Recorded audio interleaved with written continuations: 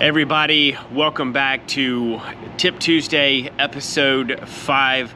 I am again in another swimming pool. This time it is a commercial pool, but because of the outpouring of tips that I've got, I am going to share those with you guys.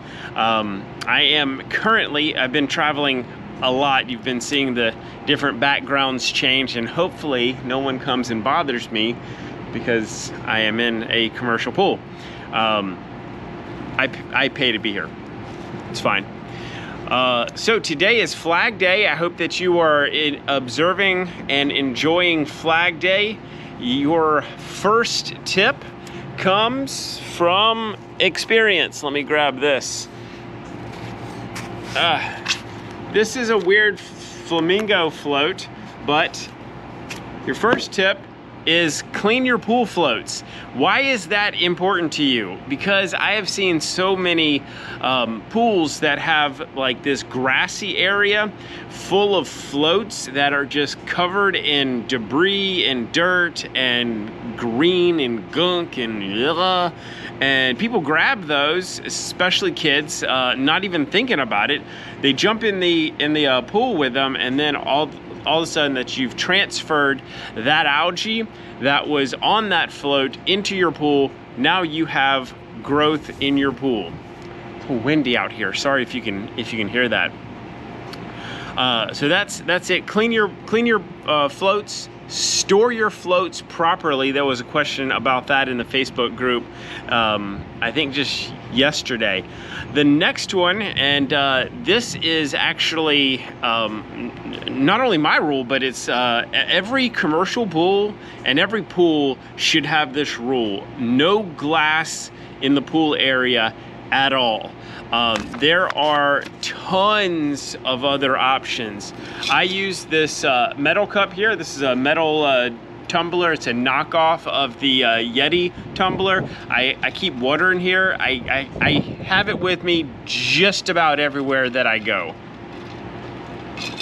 But there's also other options. There are Lexan cups, and there are acrylic cups, shot glasses, wine glasses, all non-breakable stuff that you can have next to your pool, and it doesn't look cheap.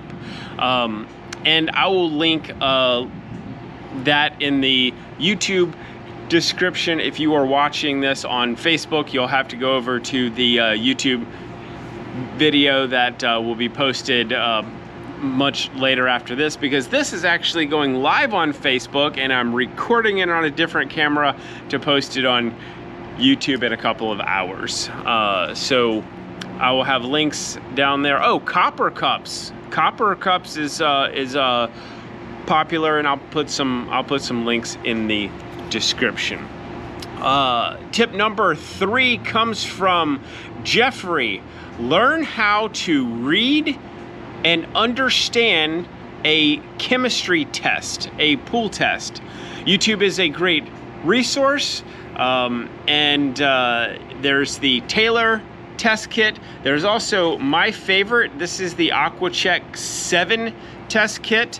Might as well just go ahead and pop this open. They're really easy to read.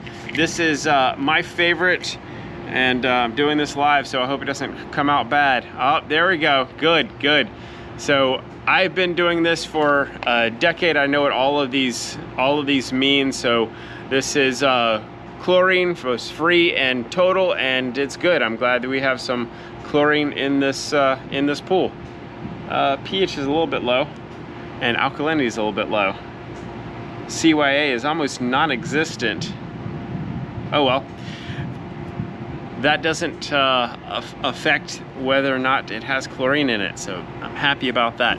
I will put some links for this, if I can find it, and the Taylor test kit in the YouTube description below, and maybe some links to some videos that you can go and learn how to use these tests.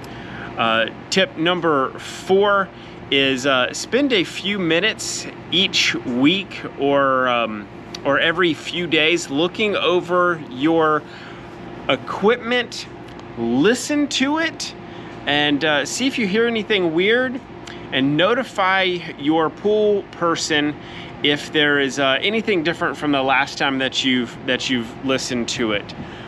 You may be able to prevent something that could cause you a lot of money down the road. For instance, if you start to hear your pump really struggling, maybe that is a sign that the impeller is clogged, or something that you can't necessarily see with your eyes, like right off the bat.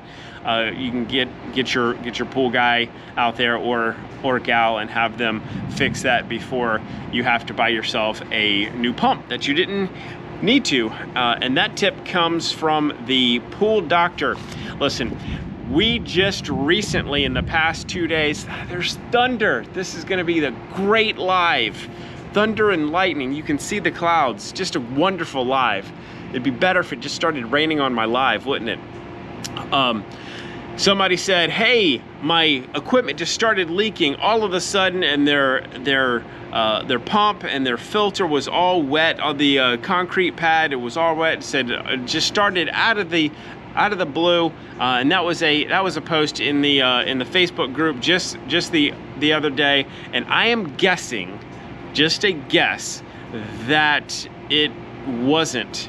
I am guessing that it started and they just noticed it because it started gushing or something. It could have just started, like something popped, but that's not the case in most times. And here is a great one, tip number 5. This doesn't come from anybody, it just comes from a post that I read this morning. There was a lady that was letting her kids swim in a pool that they just bought the house, and the pool was very murky. Her child was swimming in the deep end of the swimming pool, and from the deck she could not see her child swimming in the deep end. That is how cloudy that pool was. Do not swim in a pool that is so cloudy that you cannot see the deep end. Metal cup.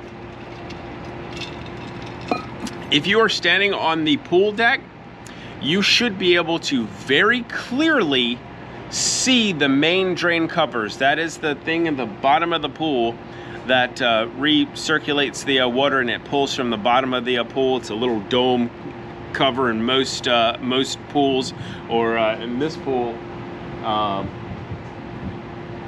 they don't have one in this pool, which is fine. But you should be able to see that very clearly. You should be able to take like a newspaper, drop it to the bottom, and be able to read the headlines standing on the pool deck without a problem at all. And it is going to rain on me shortly. I am sure of it, so I'm going to wrap this live up. Thank you everybody that have submitted tips and tricks. If you have any questions, any comments, concerns, leave them in the comments below, and check the links in the YouTube video. This will be up on Aquanut Academy as soon as I can possibly get it up.